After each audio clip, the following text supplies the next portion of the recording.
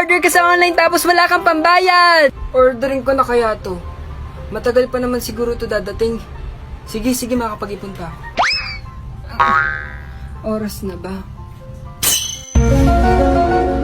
Ba't ngayon ito dadating? Bilis naman! Anong gagawin ko? Wala pa naman akong pera. May mga surprise talaga na hindi nakakatuwa eh. Alam ko na. Oh! Anak! Nilalagnat ka ba? Sino masamang elementong sumapi sa'yo at nagugas ka ng pinggan dyan? Ano ka ba? Maayos lang ako, ma. Ang dami nga na itong hugasin pero hindi ako nagre-reklamo, di ba? Napakabuti kong anak, di ba, ma? Pahinga ka na lang muna. Ah, talaga ba? Ay, may nagdo-doorbell. Okay class, makinig kayo na mabuti dahil pagkatapos ng story natin ay may katanungan ako. Sige, isang araw, may magkaibigan na sina Princess, James, Samantha at Jan. Silabis ang tuwa ni Jan na tulak niya si James kaya siya'y nadapa. Sino ang tumulak kay James Melvin? Aba, hindi ko alam, sir. Anong hindi mo alam? Hindi ka kasi nakinig.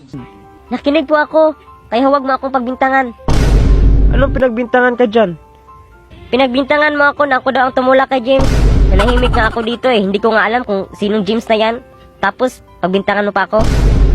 Ay nako, papuntahin mo ang nanay mo dito. Sige, kahit tanungin mo pa ang nanay ko, hindi ko talaga kilala yung James na yan. Nay, pinapunta ka sa school dahil sino daw tumulak kay James. Hindi ko nga kilala yan eh. Tapos, tinanong pa ako na aking guro na sino daw nagtulak kay James. Aba, matitikman talaga ng guro ang hinahanap niya. Sir, ano tong binibintang niyo sa aking anak na tinulak daw niya si James? Una sa lahat, mabait ang anak ko. At hindi yun ang away sa klase niya. Kaya bakit mo pinagbintangan ang anak ko? Kalma ka muna, misis. Kakalma pa ba ako na anak ko ang pinagbintangan niyo? At sino ba yung James ang tinulak ng anak ko? Bago ba yung estudyante mo?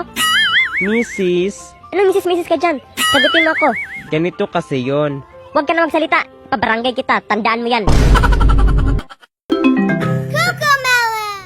Hoy anak, ibenta mo nga tong Graham na to sa mga kilala mo kasi kailangan natin ng pera. Hipit tayo ngayon, wala na tayong makain anak. Sige na anak, ibenta mo na to. Ito oh. Opo mama. Ibenta ko kaya to sa crush ko, baka sakaling ako yung imay niya. Hoy anak, kilig-kilig ka pa dyan, ibenta mo na yan. Ang landi-landi mo. Ito na po mama, alis na po ako para ibenta to. A few moments later. Sa wakas, nandito na ako sa bahay ng crush ko. Tao po. Tao po. Magandang dilag, puso ko yung nabiha. Ano yon? Ano mas gusto mo? Graham o ako? Siyempre gusto ko yung Graham kaysa sa'yo. Ayoko nga sa'yo. Yak. Ew. Sabi mo yan ha. Dahil dyan, bibili mo tong Graham namin kasi nagbi-business kasi kami. Ano? Ayoko nga bumili niyan. Yak. Bawal i-cancel. Naka-record yung sinabi mo. Gusto ko yung Graham kaysa sa'yo. Ayoko. Ay, salamat. Tapos na module ko. Mag-tiktok muna ako. Isang tao binitay ang kanyang sarili sa punong kahoy. Ala, si Baki kong tuwa. Baby, cause it bash-bash. Inaalis ng aking bash-bash. Kailangan ito malaman ni Wilvin. Baby, cause it bash-bash.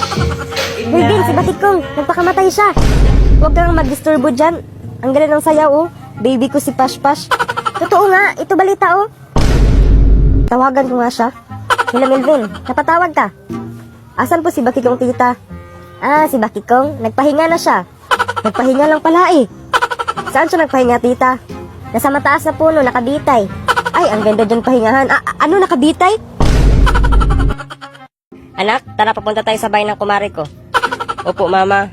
Huwag mo siyang pasabihan ng pangit, ha? At huwag mo rin siyang hawakan, kundi mamamatay ka. Talaga ba, Nay? Nakatakot naman.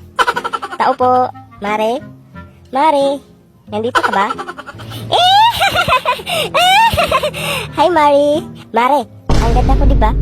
Lah, yan ba ang kumari mo, mama? Bakit sobrang pangit? Ito na bang anak mo, Mare, si Baki Kong? Oo, Mare.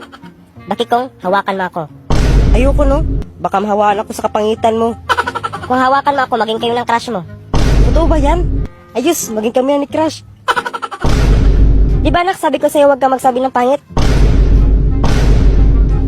Hala, Mare, may pugi, oh. Saan? Wala naman, ah. Sige, magsimula na tayo. Ano ang English ng bahay? Ikaw, Baki Kong. English ng bahay, sir. Na, hindi ko yan alam, sir. Ano ka ba? Bakit ko magkapatid ba kayo, Melvin? Puro kayo hindi alam ang sagot. Sige, tandang aralin mo yan, ha? Mama, papa, ate, kuya, ano English ng bahay? Ah, alam ko na. Kubo yan, kubo. Kubo. Alam mo na pala ang sagot eh. Bakit ka pa nagtanong? Sa nanay kong chismosa. Da. Yes, thank you. Makalaro na ako ng ML. Ah, sige po. Yan ba ang English ng bahay? Sige po, salamat. Okay, bakit ko nasagutan mo ba ang takdang aralin mo? Sige, ano ang English ng bahay? Ah, alam ko na. Kubo yan, kubo. Kubo. Anong kubo? Mali ang sagot mo. Alam mo na pala ang sagot eh. Bakit ka pa nagtanong? Bastos tong bata to ah. Saan mo yung nakuha? Sa nanay kong chismosa. Da. Wala kang respeto, suspended ka ng 1 taon. Yes! Salamat, makalaro na ako ng ML. Yun na, lupad lang na ron. Class, dahil busy ako ngayon, bibigyan ko lang kayo ng takdang aralin. Okay? Sige, 5 minus 2. Ayun na naman, takdang aralin na naman. Nay, tay, ate, kuya, 5 minus 2. Ikaw ang aking mahal hanggang sa dulo ng walang hanggan. Yan ang sagot ko sa'yo. Opo, baliw na baliw sa kanya. Huwag kang tanong-tanong dyan. Sinira mo ang moment ko dito sa pagsulat ng love letter. Okay lang yan, kahit ibagsak mo pa lahat. Ah, yan ba ang sagot ng 5 minus 2? Sige po, salamat.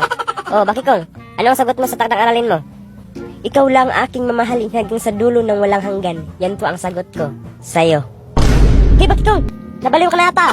Opo, baliw na baliw sa kanya. Hoy, 5 minus 2, sagutin mo to. Huwag kang tanong-tanong dyan, sinira mo ang pagsulat ko dito na love letter. Ah, ganun ha? Bigyan kita ng bagsak na marka. Okay lang yan, kahit ibagsak mo pa lahat.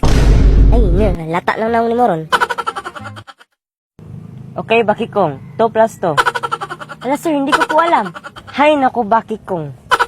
Sige, bukas mo yung sagutan. Magpaturo ka sa mga magulang mo. Sige po, sir. Mama, papa, kuya, ate. 2 plus 2. Ano? Ikaw ang nagtuturo, hindi mo alam? Ay nako, sa nanay mong chismosa. Hindi ko po alam, pare eh. Tara, hindi kita urungan. Gusto mo suntukan tayo doon? Ah, yan ba yung sagot? Ah, sige. Okay, Bakikong. 2 plus 2. Ano? Ikaw ang nagtuturo, hindi mo alam? Aba, saan mo yung nakuha? Ay nako, sa nanay mong chismosa. Bakit nadama ang nanay ko dito? Hindi ko po alam, pre. Umanda kang bata ka, ipa-office kita. Tara, hindi kita urungan. Gusto mo suntukan tayo doon? Ay naku, Bakikong. Uy. Anak, Melvin, gusto ko sumulat kayo ng liham na nakakaiyak ha para sa akin dahil alis na ko bukas. Para kapag namiss ko kayo, yan lang babasahin ko. Opo, Nay, madali lang yan. Sure ako, iiyak ka bukas. Sure ba yan, anak? Sure, Nay. Nay, bago ka po aalis, may sulat ba ako para sa'yo? Sure ako, Nay, iiyak ka sa sulat ko. Talaga ba, anak? Sige nga, nakaiyak ba ang sulat mo? Makinig na mabuti, Nay, ha? Opo, anak, makikinig ako. Mahal kong ina, una sa lahat, mahal kita. Napasalamat ako na hindi kita kamukha dahil mukha kang palaka. Aba, bakit ganyan ang sulat mo, anak? Dahil palagi mo akong pinagpagalitan, inuutusan, hinampas ng silhig, at hindi ka kagandahan sa buong mundo. At nabalitaan kung nakabit ka lang daw ng tatay ko. Maraming salamat. Aray, anak, ang sakit ha? Uy, napaiyak ko si nanay. Nakatouch ba, Nay? Ano nakatouch ka dyan? Bakit pa ganyan ang sulat mo? Sabi mo nakakaiyak. Nakaiyak na yun, no? Uluro ng tanim.